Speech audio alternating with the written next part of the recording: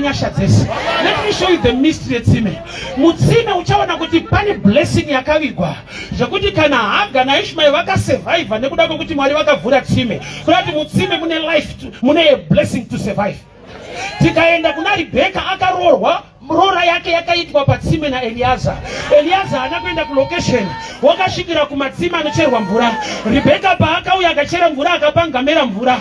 Ndokubva ati Mwari achaita izvi ndiye achava mudzimai. Kutsime kunoroorwa munhu. Kuti tsime rinorepresenta marriage yako.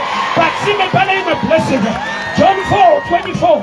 Jesu aine mukadzi patsime, mukadzi ane record in so bad in society, but asangana na Jesu she became an evangelist. Kuti patsime pane point yekusangana ne calling.